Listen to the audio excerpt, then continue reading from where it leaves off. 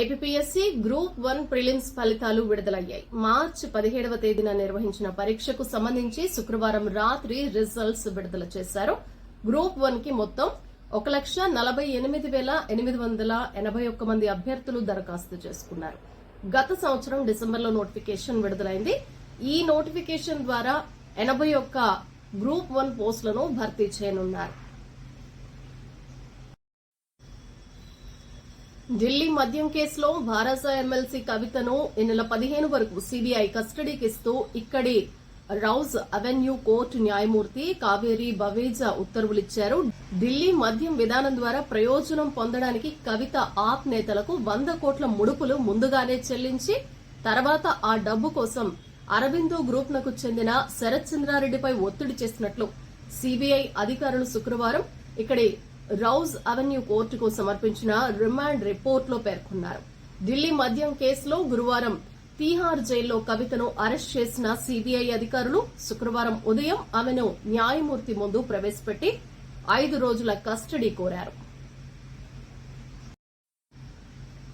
మరోవైపు కవిత అరెస్ట్ అన్యాయం, రాజ్యాంగ విరుద్దమని ఆమె తరపున హాజరైన సీనియర్ న్యాయవాది విక్రమ్ చౌదరి వాదనలు వివరించారు.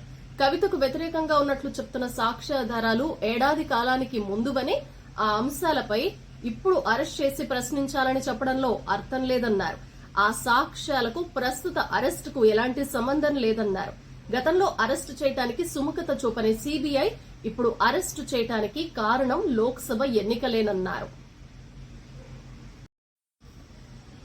జగదేక వీరుడు అతిలోక సుందరి రెండో భాగంలో రామ్ చరణ్, జాన్వీ కపూర్ కలిసి నటిస్తే చూడాలన్నది తన కళ అని, దానికోసం ఎదురు చూస్తున్నానని అగ్ర కథానాయకుడు చిరంజీవి అన్నారు. అది త్వరలోనే జరగాలని ఆశిస్తున్నట్లు చెప్పారు. సౌత్ ఇండియా ఫిల్మ్ ఫెస్టివల్ 2024లో భాగంగా జరిగిన కార్యక్రమంలో రాజీవ్ మసంద్ అడిగిన పలు ప్రశ్నలకు చిరంజీవి సమాధానాలిచ్చారు.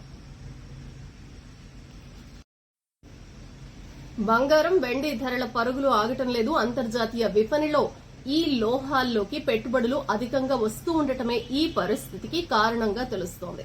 హైదరాబాద్ బులియన్ విపణిలో శుక్రవారం రాత్రి 11:30 సమయానికి 10 గ్రాముల మేలిమి బంగారం ధర 74,910 వద్ద స్థిరపడింది. అంతకు ముందు ఒక దశలో 76,200కు చేరింది.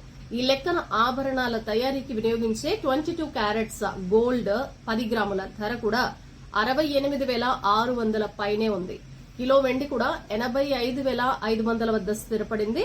ఇంట్రాడేలో ఇది కూడా 87,100కు చేరింది.